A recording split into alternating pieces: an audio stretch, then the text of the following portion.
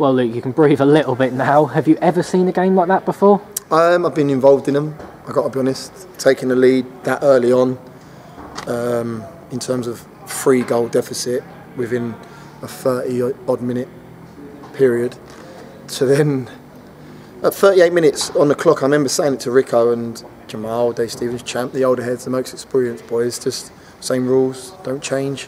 Get yourself in on a 3-goal deficit, don't allow them to get a goal or give them any opportunity of having any faith in getting anything from the game. And then we totally go away from what we was doing. We was well drilled, organised, front foot, didn't allow Wilkinson and Balanta to have a platform. And then they start getting on their game, they start picking up seconds. That right-hand channel, I felt that Femi and Shilsey didn't nullify Nunny enough. I felt we could have slotted in, shouting across to them, giving them the information to do so, but yet they don't follow the instruction. So I have to say, I went in at half time, you have to win 2 games of football. You've won one already, 3-0, you've won it. It's game dead and buried. To then go 3-all, you have to go and win another game. And then to go 4-3 with 72 on the clock, I throw the two youngsters on, being Sorba and Bradley, and they go and do what they did against Barnet. Unfortunate for Bradley. Why? Because he's getting the tag of being an impact player. And I said that to him, you have to roll with it for the minute. I know the fans are saying get him on, get him on, get him on, but as a manager, I'm getting my rewards in coming off. Does he start against Blythe? Who knows? But he's doing everything right to go and get his start, and hopefully for him, he may get that in the trophy next Saturday. Attacking wise, are those first 38 minutes as good as you've seen as a manager here? He blows the whistle at 38 minutes. Everyone in the stadium leaves here saying we're the best team to come here this season. Fact. I felt we were, awesome. We were awesome. The 2 white boys, Shaber up top, the turnover, our organisation on the breakdown, we were unbelievable. And unfortunately, I said it to the guy before in the interview, that it's a 90-95 minute game. So to not manage the last 50-odd minutes in the manner we managed it in the first 38 minutes is disappointing. But I've seen glimpses today what the 2 boys have offered up in Sean Shields and Idris. Very productive in their play. I thought as a front 3 that the 3 of them were very good, looked menacing on the counter, carried the ball with a purpose, and teams retreat. So a lot of positives today, so many positives. Yes, there's negatives. I thought defensively weren't good enough. I do a lot of homework on oppositions, and I talk about where I think their strengths are, where I feel that they can hurt us, and they did indeed, and I tried to organise that from the sideline, but they got to take responsibility at times. And look, we've come to Dagenham, who are the team who currently, I believe, are at the top of the form guide. They've won 9 out of their last 12 or 13 games. They've gone on a run that no one expected, and fair play to them. And they were 15 minutes away from winning a game of football after being 3-0 down. Unfortunate for us, we've gone and nicked a point. And I said to the boys on the bench that I felt we could have won it, and Bradley Asher's had the second one, and you're just waiting for the net to bulge. Did you expect the 2 new lads to have quite the impact they did today? Yeah, I wouldn't bring them in otherwise, I've got to be honest. Sat down with the chairman last week with regards to who we want to bring to the football club, and I earmarked them 2. There's another 2 or 3 that we have echoed with regards to wanting to try and bring in. And Sean Shields is, as a wide boy, left of a 3.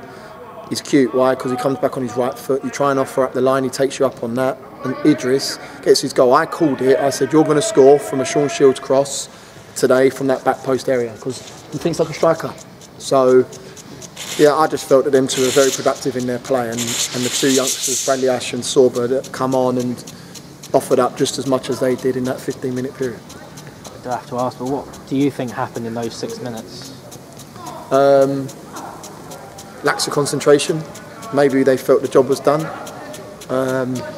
Like I said, I've got to be honest. We lose Kieran Murtagh after 24 minutes, and he's a massive part of what we do at this football club. And I felt that him, in terms of his play, that keeps Champ at right side, organising that back line as he does, I think that had an impact on us today. And I'm not saying that losing Kieran Murtagh was the reason why we drew a game of football, but it does have an impact. And I think shuffling the pack, bringing a Woody in, then putting Champ up one, it unsettles you for a period, and we didn't get to grips with it until the second half. So there's loads of factors. We've drawn a game of football 4-4. I've got to be honest, if it was a neutral sat in the stand, you'd come back and watch a National League game.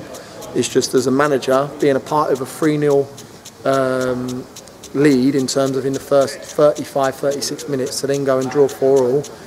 We scored 4 goals away from home. We're a 1-0 win, 1-0 loss team all year. Let's not kid anyone. We don't score goals. When a Sutton, everything went nap. Today went nap, but we didn't nullify them with any counters or organise ourselves on the breakdown. So, look, we've drawn a game of football against Dagenham. We've drawn a game against Barnet the week before. If we'd beat Maidstone, everyone would be saying what a period we've had. But it is what it is. We now kick on. We're sitting 12th in the National League. We're a match for majority of sides in this level, and we'll look to have a good week in prep for Blythe come Saturday.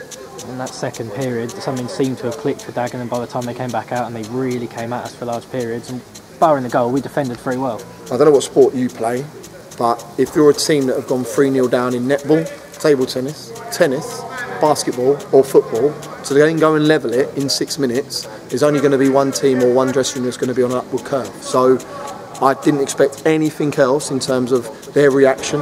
You can't go 3-0 down to then go 3-all in the manner they did and not come out with their tails out. And that's what happened. So I say again, I used the word courage at Barnet. We had courage to continue the work we did, change the shape. Yes, it's effective when we change our shape. And Bradley Ash has been brilliant coming off the bench. And he goes and gets his just rewards again. So I know he's disappointed in it because he wants to play games of football. But he's gone and earned us 5 points, the kid. And look, like I said, my team against Blythe will be dependent on who's fit, who's available, the opposition itself, where we need to go, what shape we're going to play. So he's not ruled out in any of them discussions, and hopefully he's starting, and for 75 minutes he puts in a shift like he does for 15 minutes. Just to start to the 4-3-3 formation today, was that due to the players you brought in? And then obviously you switched late on again to the 3-5-2. I just think that coming here, when we play against the 3-5-2, we played it majority of the season. I think 4-3-3, 4-5-1, they hurt you. And I felt that with the introduction of Idris, who can play through the middle in a 2, the introduction of Sean Shields on the left-hand side, who can play on the 10 role.